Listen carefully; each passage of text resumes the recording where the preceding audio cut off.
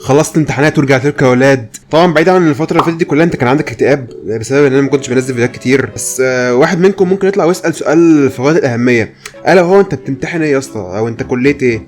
بص، هو سؤال يبان تافه بس محوري. ليه بقى؟ لانه طالع من واحد تافه.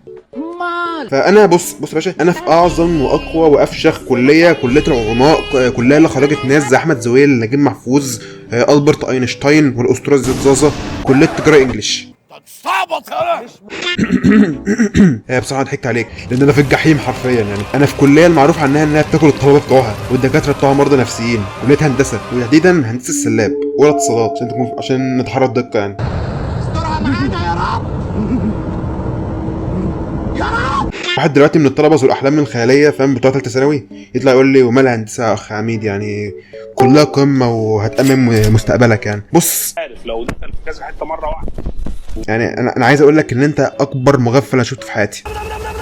وعشان تفهم الموضوع بشكل كويس خليني اشرح لك الموضوع من الاول خالص. بص، انا كنت زي اي طالب ثانويه عامه مضحوك عليه، دخلت هندسه السلاب، كنت مبسوط فشخ يعني لدرجه ان انا دخلت على جروب السلاب على الفيسبوك وعبرت عن فرحتي ديت، فاللي هو مش عارف ازاي كنت عبيط كده، لدرجه ان الناس في الكومنتات اصلا كنت صعبان عليهم، لدرجه ان انا حسيت ان هم يطلعوا جنيه من جيبهم ويدوني، فاهم؟ متخيل الموضوع وصل لحد ايه؟ بس انا ما اهتمتش بالموضوع صراحه يعني، فاهم؟ ورحت اول يوم في الجامعه عادي، فايز فجاه بسال على مكان المحاضره، فاهم؟ ولاقي العيال بتقول لي روح عندك محاضره في فيزياء فوق. يا جماعه حرفيا انا قعدت ساعه اشخر بس، فاهم؟ اللي هو لحد ما في ناس طمنوني وقالوا لي ان الفيزياء بتاعت جامعه مختلفه عن فيزياء ثانويه عامه. وانا ما اضحكش عليك، انا ارتحت نفسيا شويه يعني، لحد ما اكتشفت انها مختلفه عشان هي بالانجليزي. لو انا كنت فاهمها بالعربي عشان افهمها بالانجليزي اصلا. المهم انا دخلت المحاضره من هنا والدكتور دخل من هنا، ما عرفش نفسه، ما سلمش على حد، ما قالش السلام عليكم حتى، بسم الله الرحمن الرحيم كده. زمان ايام الدكتوره بتاعتي، ايام لما كنت بصارع الدب الروسي في روسيا وبضرب صواريخ نووي في بلغاريا. انت بتقول ايه؟ وانا اللي هو مش فاهم انت بتقول ايه يا عم، انت صباح الفل ايه؟ انت ايه اللي انت بتقول؟ ايه علاقه الدب الروسي ببلغاريا، فاهم؟ ايه علاقه الغرب بالشرق؟ انت بتقول ايه حضرتك؟ المهم ان هو قاعد يشرح ساعه حرفيا قاعدين عاملين كده اهو،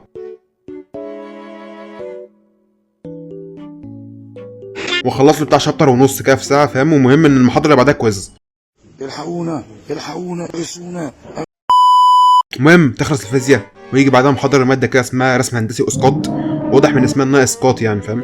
فعلا المهم الماده دي اكبر مشكله اللي معاها الدكتور بتاعها، مش لاننا مش بنفهم منه، لا احنا مش بنسمعه اصلا. حرفيا يا جماعه هو كبير في السن فشخ، لدرجه ان هو معدي ال 85، لدرجه ان هو لما الدكتور ما بيعطس بنقول له الله يرحمك يا دكتور ويديك الصحه، لو مش الله يرحمكم الله. رجع حرفيا كان بيتشل مننا يعني، فاهم؟ اللي هو فكره انت لما تتكلم، فاهم، المدرج يتكلم يبقى فيه يسا، احنا بنخاف على الدكتور يحصل له حاجه، يعني مش يحصل له حاجه ان هو يتضايق، ما يحصل له حاجه، فاهم؟ يروح عند ربنا، فاهم الله. اسكت انا بقول لك اسكت. ربنا يديله الصحه، كان دكتور طيب برضه يعني. المهم ان تخلص محاضرتين وانا خلاص كنت عايز احول اداره بريد الكتروني قسم دفع الطوابع، ما عادش فيا حل محاضره ثالثه. اجمد كده ولا لا بص ما تعيطش. اللي فاكر ان المحاضره الجايه بقى او الماده الجايه دي كوم، ولا انا خدت كوم تاني.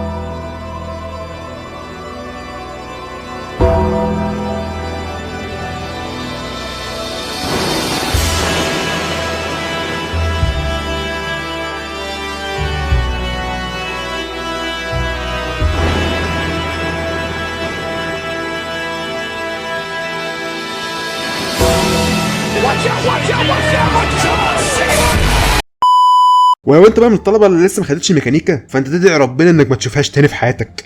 ولو انت درستها، فالميكانيكا دي ماده، يعني عشان تكون فاهم، ماده لما تيجي تفتح كده بقى انت بتستعيذ من الله من الشيطان الرجيم، وبعدها تبدا الكتاب بشخره وتنهي الكتاب بشخره. دي قاعده مهمه في الميكانيكا، قاعده اساسيه يعني. بعدها تخش تدور على النت على اسرع الطرق للانتحار. بالنسبه بقى لدكتور الميكانيكا، صدق جوه بتمطر. طبعا انت بقى فاكرني ان هطلع اقول ان دكتور الميكانيكا ده كان دكتور معقد بقى، فاهم، واخصائي تخطيط طلبه وبيحط امتحانات ما تتحلش، فانا جاي اصدمك بصراحه واقول لك لا، ان الكلام ده مش حقيقي، وان الدكتور بشري هو دكتور طيب جدا ومادته بصراحه جميله جدا، بنخش محاضرتها مبسوطين وبنضحك وحابين الماده لان شرحه ليها جميل وسهل ومش معقد الموضوع خالص. بنروح البيت نفرغ الطاقه الايجابيه ديت في البيت. طبعا لو قلت كلام غير كده انا انت عارف انا المهم يا ابن عمي، فانت اخيرا بعد ما فهمت حقيقه وادركت انك مضحوك عليك، يا معلم، ده انا كنت مغفل قوي. هتراجع عن اللي في دماغك بقى وتخش تجرب كرامتك احسن، فاهم؟ يعني تبدا بالله كده، تثبت بالله الشيطان الرجيم، ومصلي لك ركعتين، خش تجارب، ابعد عن السكه دي خالص عشان ما تقعش في نفس غلطتي. ولو انت بقى من المغفلين اللي وقعوا زي كده وبتسال على حل، فهو بصراحه بص، هو مفيش غير 3 حلول. اول حل الا هو الكورسات، يعني ودي مشكلتها صراحه حاجه في كذا حاجه. يعني اول حاجه هي اصحاب السناتر اللي عاملين زي الذئاب البشريه، اللي هم حرفيا وظيفتهم ان هم يمتصوا فلوسك، وظيفتهم يمصوا فلوسك حرفيا، يخلوك مفلس. وتاني حاجه وهي الورق اللي حرفيا بتقوم عليه حروب ومجاعات، يعني فاهم، وممكن يهد اقتصاد دول بسبب يهود الدفعه اللي مش بيردوا ويبعتوا الورق لحد، فاهم. وطبعا المعيدين اللي بيفهموك ان هم مش عاوزين الورق يطلع عشان مصلحتك طبعا، وعشان الدكتور ما يغيرش الامتحان، طبعا كل ده هبد يعني، فاهم. هم في الاساس مش عاوزين يطلعوا الورق بره عشان المكتبات ما تاخدش الورق وتكسب من وراهم. الفلوس بتاعتي فين؟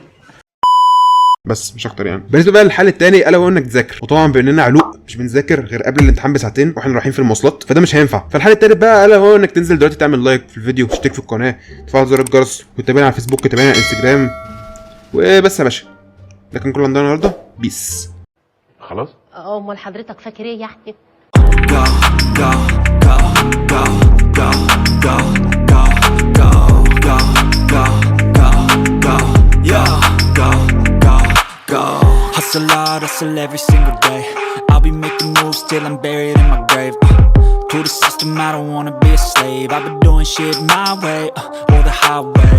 And in the driveway is a nice range. Cause I grind through the climb, I invite pain. You'll never hear me, bitch, nah, I don't complain. Just gotta